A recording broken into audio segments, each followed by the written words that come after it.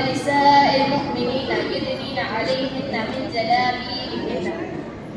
اے نبی صلی اللہ علیہ وسلم، آپ اپنی بیویوں سے، اپنی بیٹیوں سے اور مسلم عورتوں سے کہہ دو کہ جب بھی وہ گھر سے باہر نکلے تو اپنے جسموں پر کپڑا ڈال کر یعنی پردہ کر کے نکلیں۔ O Prophet, tell your wives, your daughters and the Muslim women that when you go out of the house, put a cloth on your body۔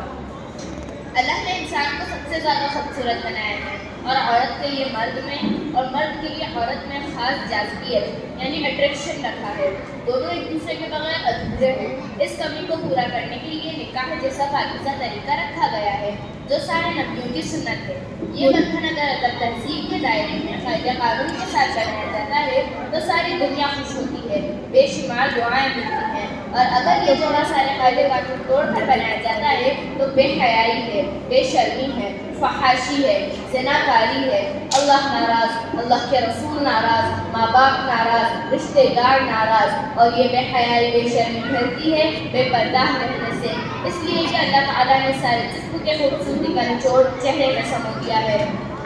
قرآن اللہ کا بنایا ہوا قانون ہے۔ انسان کا بھلا اور برا اللہ سے بہتر کوئی نہیں جان سکتا۔ تو اللہ نے انسان کی کامیابی کے لیے جو قانون بنائے ہیں وہ انسانوں کے لیے سب سے بہتر قانون ہے۔ پردہ کرنے کا حکم اللہ نے دیا ہے۔ پردہ صرف برقعے سے ہی نہیں ہوتا، رسول اللہ کے زمانے میں برقعے ہوا ہی نہیں کرتے تھے، بلکہ کسی بھی طریقے سے غیر مردوں کی نگاہوں سے اپنے آپ کو بچانا ہی پڑتا ہے، جس کو اسلامی تہذیب میں پردہ کرنا اور ہندی تہذیب میں گھونگھٹ کرنا کہتے ہیں۔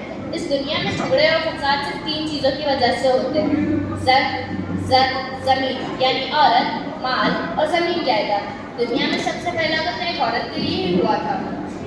پردہ کرنے سے صرف عورت ہی کی حفاظت نہیں ہوتی بلکہ معاشرے اور سماج کی بھی حفاظت ہوتی ہے۔ عورت اگر بے پردہ ہوگی تو یقینی بات ہے کہ لوگ اسے دیکھیں گے، ایسی عورت خود بھی گنہگار ہوگی اور لوگوں کو بھی گناہ میں مبتلا کرنے کی وجہ بنے گی۔ جیسے ایک باپردہ عورت بس کے اندر ایک ماڈرن قسم کی بے پردہ عورت کے پاس بیٹھ گئی تو اس نے اس مسلم باپردہ خاتون سے کہا، تمہیں اس برقعے سے الجھن نہیں ہوتی؟ کیا تمہیں اس میں گرمی نہیں لگتی؟ باپردہ خاتون نے جواب دیا، میں حجاب اس لیے کرتی ہوں کہ تمہارا گھر بگڑنے سے بچ جائے، اس لیے کہ اگر تمہارے شوہر نے مجھے دیکھ لیا اور وہ اپنی نگاہوں کو کنٹرول نہیں کر پایا تو بہن تمہاری زندگی برباد ہو جائے گی، تمہارے شوہر کی محبت تمہارے لیے کم ہو جائے گی، تمہارا شوہر وسوسوں کا شکار ہو جائے گا۔ گرمی تو مجھے بھی لگتی ہے لیکن دوسروں کا ایمان محفوظ رکھنے کے لیے میں خود تکلیف اٹھا لیتی ہوں۔